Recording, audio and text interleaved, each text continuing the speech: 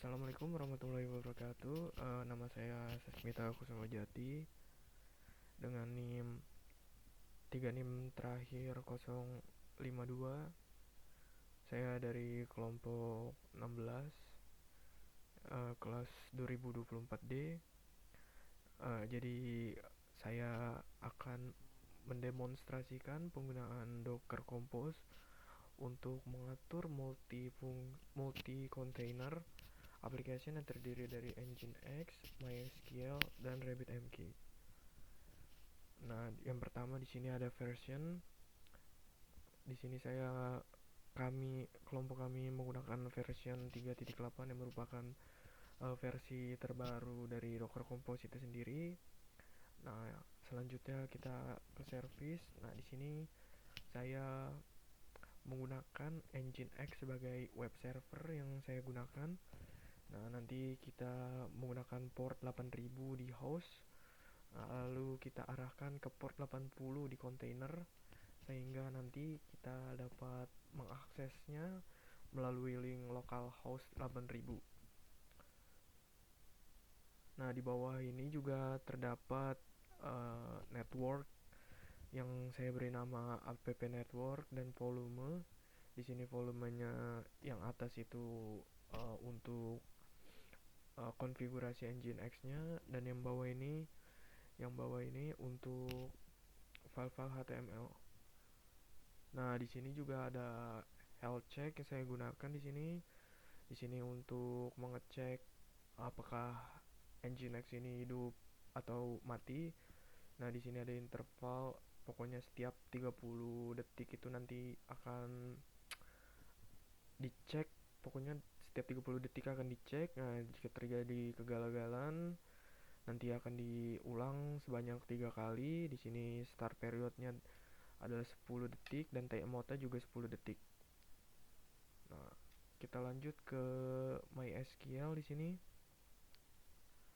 Oke, di sini saya menggunakan MySQL versi 8.0. Dengan kontainernya saya beri nama MySQL container.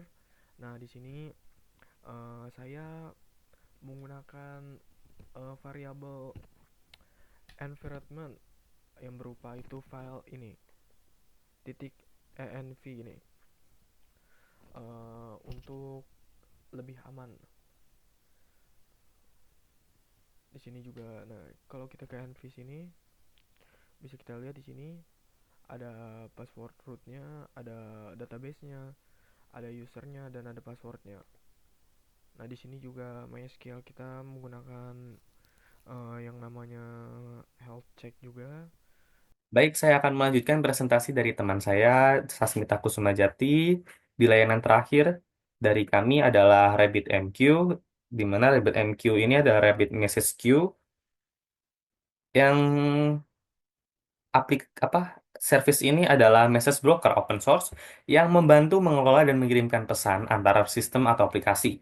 Di sini kita memakai 6 konfigurasi, yang dimana pertama adalah ada image. Kita menggunakan image dari RabbitMQ Management yang mendukung, yang dimana ini tuh mendukung interface management. Lalu ada container name, di mana ini tuh variabel untuk kontainer kita, menamai kontainer kita, yaitu namanya adalah RabbitMQ strip container.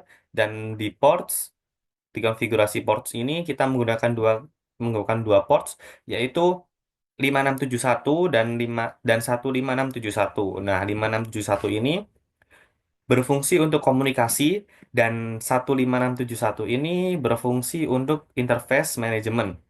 Nah, untuk bagian network kita menggunakan app network yang dimana Rabbit ini juga berada di app network ini. Lalu di environment atau lingkungan ini, yang berarti ini tuh ada user dan password, di mana user dan password ini disetting untuk masuk ke Rabbit Management nanti.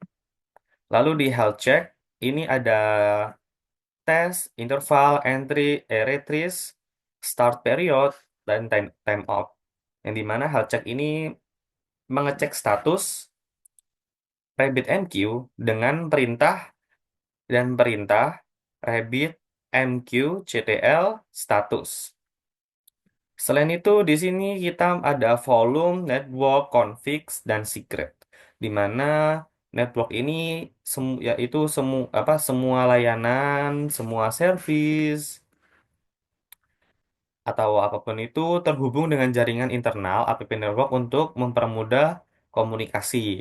Lalu di volume ini data MySQL disimpan di volume MySQL data untuk menjaga data agar tidak hilang meski kontainer dihapus.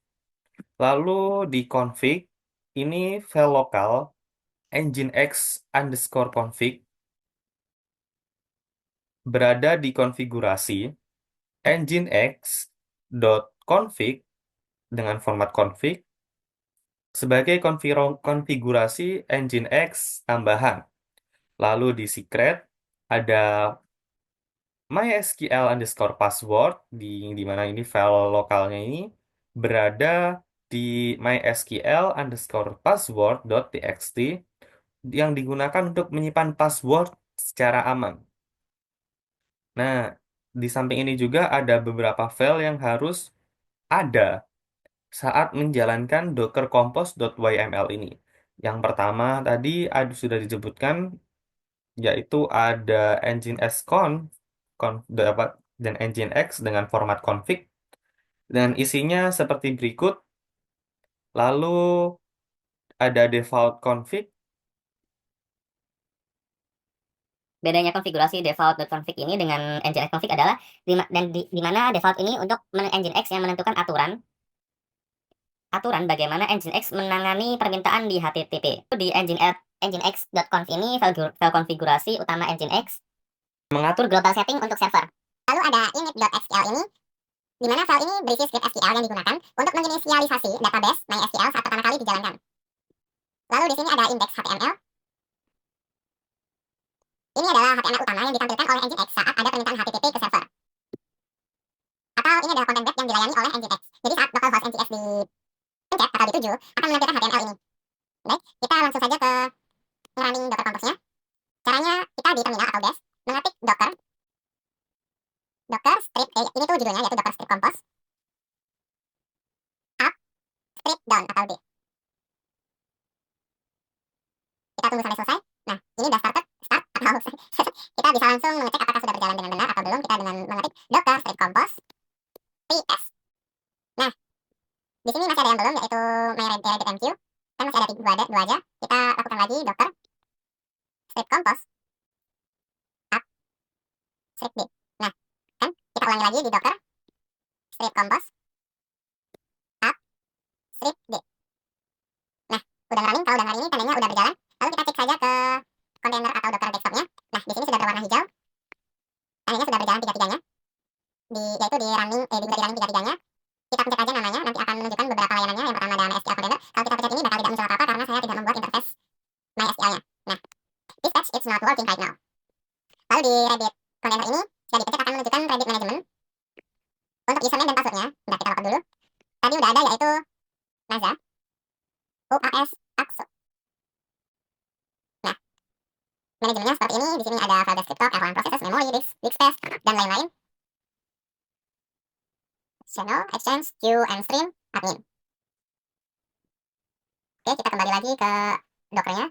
Di RabbitMQ udah, sekarang di Nginx-nya yang menunjukkan HTML tadi. Nah, seperti ini tampilan HTML-nya. Layanan yang dipantau tadi ada 3 tadi, yaitu Nginx, MySQL, RabbitMQ. Dan ini tuh memberikan informasi terkait image Docker yang digunakan, nama kontainer, port yang digunakan, status layanan running atau stopped, tombol untuk restart layanan. Lalu di sini ada file-filenya. Di sini saya juga menambahkan fitur restart. Jika terjadi error, kita tinggal mencet restart aja, nanti bakal merestart secara sendiri. Seperti ini. Restart contoh, untuk merestartnya kita restart saja. Nah, service is being restarted. Oke, tinggal pencet OK aja. Nah, has been restart Sukses. Untuk filenya kita sudah mengupload di GitHub. Untuk linknya bisa diakses melalui deskripsi di bawah. Sekian dari kami. Wassalamualaikum warahmatullahi wabarakatuh.